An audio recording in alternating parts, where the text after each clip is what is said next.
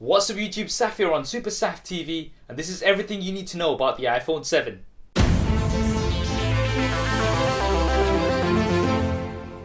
So the rumor mill is heating up once again, and as I've been doing for the past few years, I'm going to get all of those rumors and leaks along with my predictions, put them together in one place to hopefully give you guys a better idea of what to expect. So let's get straight to it. This year we are expected to see two versions of the iPhone 7 as we have been doing for the past few years. So we're going to have an iPhone 7 as well as an iPhone 7 Plus. Now the display sizes are likely to remain the same, so 4.7 inches and 5.5 inches. So not many changes there. Now in terms of the design, this is something that a lot of people were hoping for, something fresh, something new, something completely different to what we've seen before. Unfortunately, based on the leaks that we've been seeing recently, this does not look like the case. It looks like we will be seeing a similar shape and size to what we've seen previously on the iPhone 6 and 6S, but with some minor differences. So the biggest change we're going to be seeing in terms of the design is redesigned antenna bands. So those antenna lines which nobody really liked on the iPhone 6S and 6. Those are going to be slightly redesigned, so they're not going to be as obvious, so we're not going to have a line going through the back. And ideally I would have liked to have seen these gone completely, but it looks like Apple are going to be waiting for this. And another thing to bear in mind is that based on previous years, the leaks that we see around this year are almost exactly what we see when the device is out. So this is very likely going to be what the iPhone 7 is going to be looking like, what you're seeing on screen right now. Now I know that's going to be disappointing for a lot of you. It is quite disappointing for me, but if you want to customize the look of your iPhone 7 or the iPhone 6S or 6, then definitely go ahead and check out Dbrand, who are our sponsor for this episode. They provide skins which let you customize the look of your device, so you don't have to worry too much about what it's going to look like because you can give it a custom look yourself anyway. I'll be dropping a link to them in the description below. Now we're still going to be seeing full metal unibody bills, so still going to feel quite premium. And the camera might protrude a little bit less this year around. Those are some of the leaks and rumors. Maybe completely flush as well. This may or may not happen. I'm personally not too bothered if the camera bumps up a little bit anyway. And the important change that we should be seeing this year is waterproofing. So we've seen this a lot on the competition, so from the S7 and S7 Edge, and this is very likely to come over here on the iPhone 7. So this would be the first iPhone that's fully water and dust resistant. Now the displays, they are likely to remain quite similar, and there are some rumors that are suggesting that we're going to be seeing a bump up in resolution. So 1080p for the iPhone 7 and Quad HD for the iPhone 7 Plus. I very much doubt this. From what I can see based on the leaks and rumors, we are going to be seeing the same resolution. So this is the same what we've had in previous models of the iPhone. And this is looking quite likely because Apple are not in the pixels race. They don't cram too many pixels in their smartphones because that does affect battery life. And according to Apple, you're not going to be able to see those individual pixels at normal viewing distance if they are retina. So I wouldn't expect these to change. We might see some slight differences in technology. We are going to see a 3D touch, so maybe a more advanced version of 3D touch. For those of you who are not aware of a 3D touch, it's basically a pressure sensitive display like we've got on the 6S and 6S Plus, where it's going to detect the pressure that you are putting on the display and give you some more options, and this is definitely quite useful. So we might see version 2 of 3D touch, and also a true tone display is likely because this is something that we've seen on the iPads, the recent iPads, and this is basically going to change the color slightly depending on your environment. So if you're viewing your phone in the dark, then it's not going to show you as much blue, which does make you struggle to sleep apparently, so this should be quite nice as well. Now moving on to the internals, we are going to be seeing the Apple A10 chip. Now we're not too sure about the clock speed or how many cores it's going to have, but this is going to be super fast. This is what we see every year, and iPhones are some of the fastest devices out there, so that's not something that I'd be worried about. Now for the RAM, you're looking at 2GB for the iPhone 7, but some rumors are suggesting that the iPhone 7 Plus will have 3GB of RAM. Now this isn't confirmed. We may still get 2GB on the Plus model, but some rumors are suggesting that because of some additional features such as multitasking on the larger display of the 7 Plus, we may be seeing some more RAM, so that's also a possibility. Now in terms of the storage versions, there's lots of things going around. We may still see a 16GB base model. Now I really hope this is not the case, and I hope we go to a 32GB base model, but you can never put it past Apple. They may still give a 16GB base model. There's some leaks that are suggesting that we might even go up to 256GB, so maybe 32, 128GB and 256GB.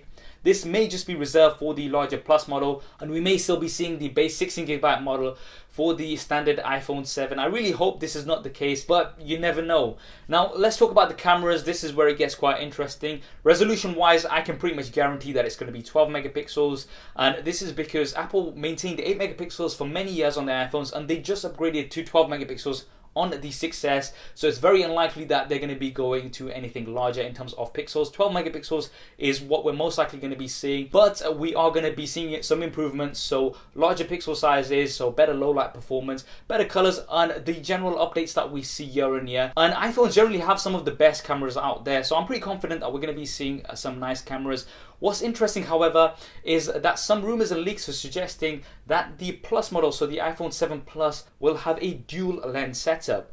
Now, we've seen some implementations of dual lenses recently, such as the LG G5, which has a single standard angle lens and then has a super wide angle lens, and the Huawei P9, which has an RGB sensor as well as a monochrome sensor. Those work together to give some better detail and better colors in the images. How Apple will implement their dual cameras is still yet to be seen. It might be similar to some of these. Some rumors are suggesting that we are going to be seeing optical zoom on the iPhone 7 Plus. Now, I'm not sure technically how that's going to work, but that might also be a possibility. But it is looking like the dual camera setup will be reserved for the iPhone 7 Plus. 4K video goes without saying. Now, for the front-facing cameras, we're looking at 5 megapixel once again, so no resolution change here based on last year. Once again, this is because of Apple's track record of having 1.2 megapixels for many years, and they've just upgraded to 5, so that's not going to change. We may see some improvements in terms of low light capabilities and things like that,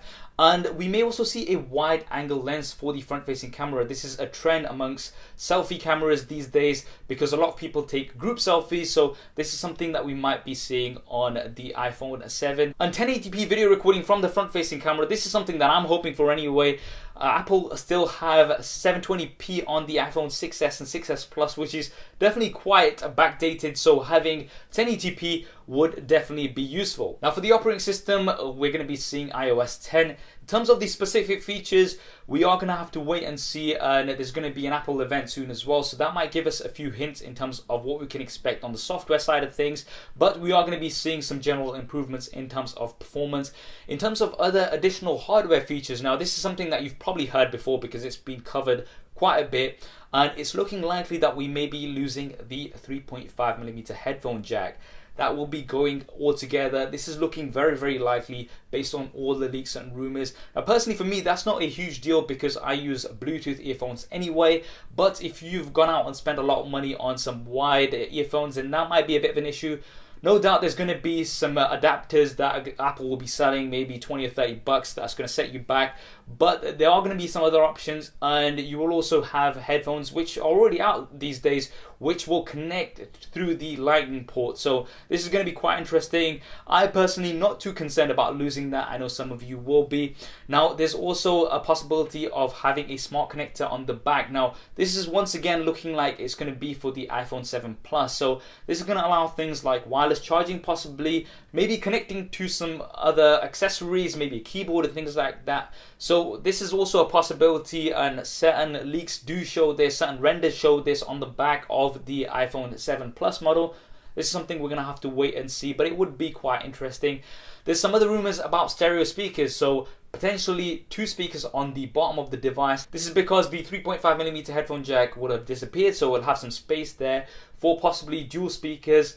And some leaks are suggesting that we're going to be seeing speakers on the top, on the bottom. Now, I would take these with a pinch of salt. This is very unlikely to happen, but we might see some form of dual stereo speaker setup on the iPhone 7. There's also some leaks and rumors that are suggesting that we're going to be seeing some improvements to Touch ID, and maybe that it's going to be part of the display itself, so no actual home button. Once again, I'd take that with a pinch of salt. Maybe for the next iPhone we might be seeing that, but for the iPhone 7 it is looking likely that we are going to be seeing the standard Touch ID, but it might have some improvements in terms of speed and performance. Now, in terms of the batteries, these are likely to remain relatively the same, so between 1700 to 2000 for the iPhone 7. and between 2,700 to 3,000 milliamps an hour for the iPhone 7 Plus. Both of these are not going to be removable, they never have been, but we may see fast charging. Now this is something that's become quite common on the Android side of things, and this is very, very useful. So it'll be nice to see if the iPhone 7 does implement quick charging so that we can get faster charging times, especially on the Plus model, which does take a very long time to charge. Now, when can we hear about these officially, and when can you get your hands on these? Well, based on last year, we heard the announcement on the 9th of September. On the 25th of September is when the phones were released. Now, the release is always on a Friday, so the closest date is going to be the 23rd of September this year. So it's likely that we're going to be seeing the release on the 23rd of September, and the announcement a few weeks earlier, so maybe around the 7th. So these are the dates that you want to be putting in your diary, and this is very, very likely based on Apple's record of announcements and releases. This is roughly what we're going to be expecting. It may be slightly here or there. In terms of pricing, we're looking at your standard pricing, so starting at around £540 or around $650 in the US for the 7. So that's going to be the base model. We're not sure what storage size this will be, and with the iPhone 7 Plus, we're looking at around £620 or $750. Now, there are some rumors that are suggesting that the Plus model is going to increase quite a bit in price because of the dual lens feature, as well as more RAM, so they are going to be charging a little bit more for that. So I wouldn't be surprised if you're going to be looking at over $800 for the base model off contract. And for the larger models, so looking at 256 gigabytes, I wouldn't be surprised if you're going to be paying over $1,000. So that's just something to bear in mind. So there we have it, the leaks and rumors rounded up here for the iPhone 7 and iPhone 7 Plus. Let me know what you think in the comment section below based on these leaks and rumors. If you want to see the latest content from the iPhone 7 and 7 Plus as soon as they're released, then make sure you have subscribed to the channel. I'm going to be having the usual coverage, including camera comparisons. I know a lot of you like to see those. I hope you enjoyed this video and found it useful. If you did, then please do hit that thumbs up button for me. It really does help me out. Thanks for watching. This is Saf on Super Saf TV, and I'll see you next time.